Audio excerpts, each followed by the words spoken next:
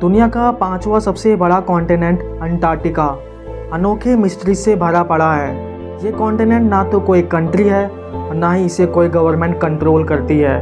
बर्फ़ से कवर किए हुए इस कॉन्टिनेंट पर टेम्परेचर -50 डिग्री सेल्सियस से -90 डिग्री सेल्सियस तक पहुंच जाता है, जिसके कारण यहाँ पर लाइफ एग्जिस्ट करना नामुमकिन सा है। 1821 में जब इस कॉन्टिनेंट पर पहली बार इंसान ने कदम रखा और रिसर्च हुई तो पूरी दुनिया हैरान रह गई। यहाँ पर ह्यूमंस के स्केलेटन और ब्लड वाटरफॉल जैसे चीज़ डिस्कवर हुए, तो ये खुद में एक बहुत बड़ी मिस्ट्री बनकर रह गई। जिससे यह सवाल मन में आता है कि क्या अंटार्कटिका पर पहले ह्यूमंस एग्जिस्ट करते थे। इन्हीं कुछ मिस्ट्रीज़ के बारे में हम जानेंगे इस वीडियो में। एक बार फिर से स्वागत है आप सभी का हमारे चैनल जिज्ञान में। 5 किलोमीटर की गहराई तक बर्फ़ से ढका ये कॉन्टिनेंट 1,40,00,000 स्क्वायर किलोमीटर के एरिया में फैला हुआ है।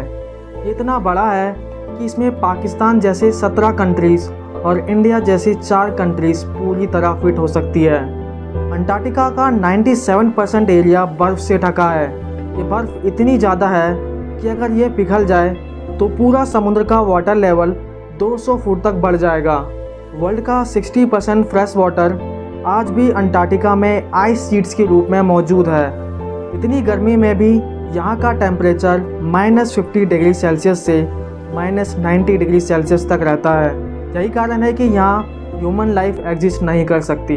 अंटार्कटिका में नेचर का एक अलग ही रूप देखने को मिलता है। यहाँ 6 महीने दिन तो 6 महीने रात रहती है, क्योंकि 6 मंथ के डे नाइट ड्यूरेशन के अकॉर्डिंग एग्जैक्ट टाइम का पता लगाना काफ़ी मुश्किल है। लोगों का मानना है कि अंटार्कटिका के बर्फ़ के नीचे कई राज दफन है। उनके अनुसार इस बर्फीले कॉन्टिनेंट के नीचे एक अलग ही दुनिया बसी थी, अटलांटिक्स, जो आज से 11,000 साल पहले एग्जिस्ट करता था, जिसे द लॉस्ट सिटी भी कहा जाता है। रिसर्चर्स के अकॉर्डिंग एक बहुत बड़ा अर्थक्वेक आया होगा, इसने पूरे अटलांटिक्स को तबाह कर दिया, जिसके कारण ये पूरा शहर समुद्र में डूब गया, जिसे आज हम अंटार्कटिका के नाम से जानते हैं। कई सालों से साइंटिस्ट अंटार्कटिका की इन्हीं मिस्ट्रीज़ को सॉल्व करने में लगी है। साल 2009 में अंटार्कटिका की बर्फ़ के नीचे से एक बिल्ली का ढांचा मिला, जिसे देखकर सब हैरान रह गए, क्योंकि ये ढांचा किसी आम बिल्ली का नहीं था, बल्कि ये जिस बिल्ली का ढांचा था वो एक अंडे देने वाली बिल्ली थी। जब लैब में रिसर्च हुई तो पता चला कि ये जानवर आज से 2.5 करोड़ साल पहले अर्थ पर एग्जिस्ट करते थे। 2014 में भी कुछ ऐसा ही हुआ, जब साइंटिस्टों को पहली बार अंटार्कटिका में 3 इंसानी खोपड़ियाँ मिली। ये खोपड़ियाँ नॉर्मल खोपड़ियों के कंपैरिजन में काफ़ी अलग थी, क्योंकि इनके सिर नॉर्मल खोपड़ी के मुकाबले काफ़ी ज़्यादा बाहर निकले हुए थे। ऐसी खोपड़ियाँ साइंटिस्टों को पहले इजिप्ट और पेरू में भी मिले।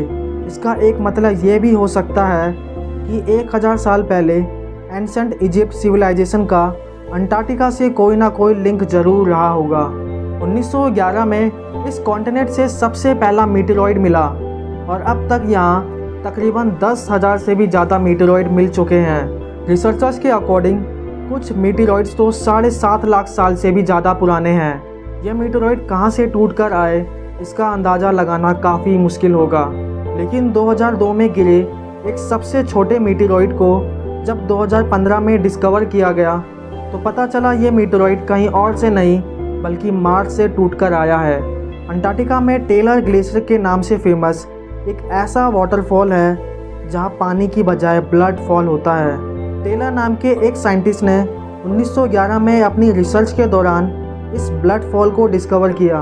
कई सालों तक लोगों का ये मानना रहा कि ग्लेशियर के अंदर से सच में खून बहता है, लेकिन जब साइंटिस्ट ने इस पर रिसर्च की तो पता चला कि ग्लेशियर के नीचे एक बहुत बड़ा पानी का डैम मौजूद है और इसमें जो पानी बहता है वह समुद्र के पानी से भी 3 गुना ज़्यादा खारा है। इसी वजह से इतनी ठंड में भी ये पानी फ्रीज नहीं होता और साथ ही इस पानी में पहाड़ों से निकलने वाले आयरन भी मौजूद हैं। जब ये पानी ग्लेशियर से निकलते हैं तो आयरन और ऑक्सीजन मिलकर आयरन ऑक्साइड की फॉर्मेशन बनाते हैं। इसी प्रोसेस के कारण पानी का कलर चेंज हो जाता है। ग्लेशियर के नीचे मौजूद पानी से साइंटिस्टों को 17 तरह के बैक्टीरिया भी मिले, जिन्हें सर्वाइव करने के लिए ना तो ऑक्सीजन की नीड है और ना ही सनलाइट की।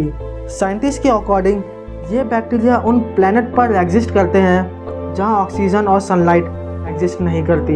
लेकिन ये बैक्टीरिया हमारी धरती पर कैसे आया, ये आज भी एक मिस्ट्री बनी हुई है।